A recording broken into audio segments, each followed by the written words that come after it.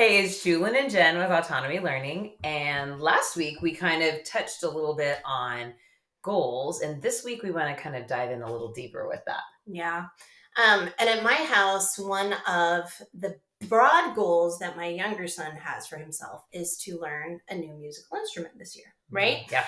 And that is both a goal that's set by his band teacher, it's measured in songs that he learns, right? Mm-hmm. But there's also a lot of autonomy, which is, of course, our favorite word, right? In that he has a lot of choices. And really, when you think about it, each of those choices represents a tiny goal that he's setting for himself and then chasing for himself, right?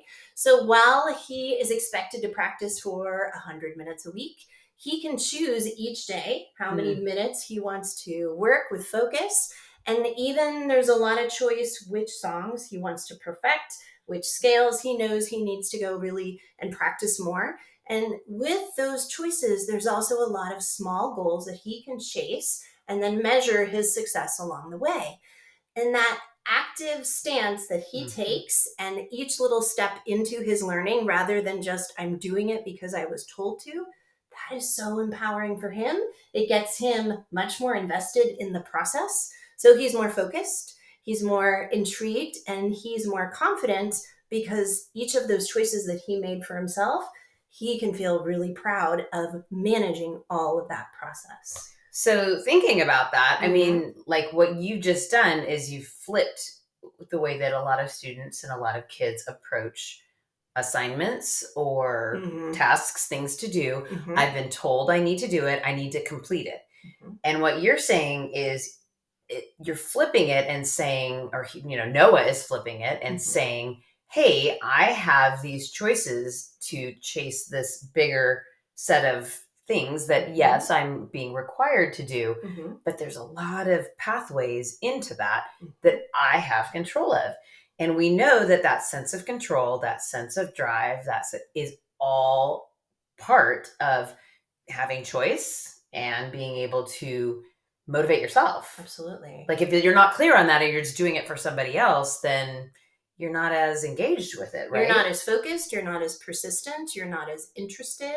There are a lot of pieces of what engagement looks like that fall back if you're not actively choosing to be engaged, right? So, there's a reason that active engagement is such a big part of learning. So run with me on this. Pretend I'm like Noah, right? And how did you do that with him? How did you go from he's like, okay, Mom, I have this sheet. I have 100 minutes that I have to do in a week.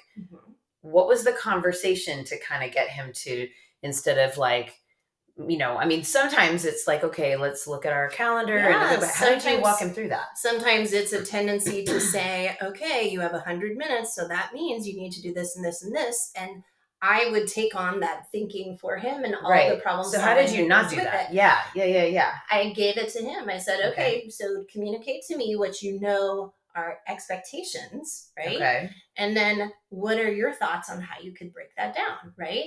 So turning it into a question rather than a command or a direction from me, that gives him a little bit of space to do some problem solving, right? In a safe way. And we know that kids don't learn to problem solve unless they're given opportunities. Okay, right? So let me try this on because I'm kind of practicing this in my head. So my child comes home and they have a certain amount of reading or they have an assignment that needs to be completed. And rather, there's sometimes I think, I'm just trying to kind of think through this, that I would kind of inform my kid of sort of like, here's some pockets of time that you have baseball or you have this or that. And you have some fixed calendar events. Like here's some information, right? But aside from that, I guess having them chase, what's your goal? What is your goal? How are you going to plan the rest?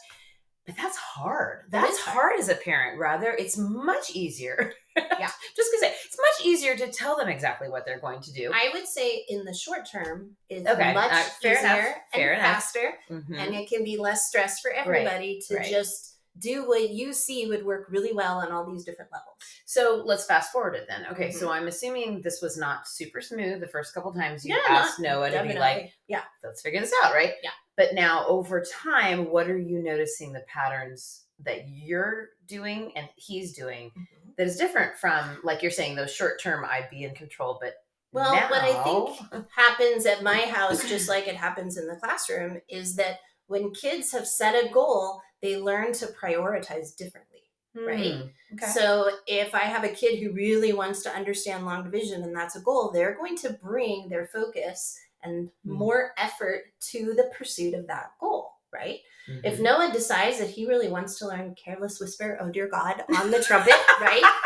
And that's something that he really cares about. Boy, does he practice that song with diligence and focus, right? Right. So that takes that off your plate. Oh my gosh, it's 100% off my plate because it's his choice.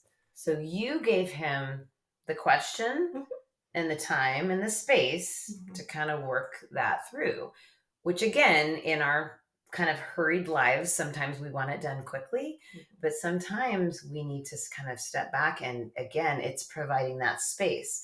I mean, I think of that as a parent myself, right? Like, what are my goals? What do I need to get done? And sometimes I just wish that someone would give me time and space to make those goals, right? Sometimes I'm like, so we need to kind of give that time and space to our kids if we expect them to step up and do that, right? And to gradually become more independent. Right. Absolutely. Wow. So let us know how you're doing with that. And if that tool kind of works for you, I know I'll be working on it in my house. But work in progress. Yeah, exactly. All right. We'll see you next week.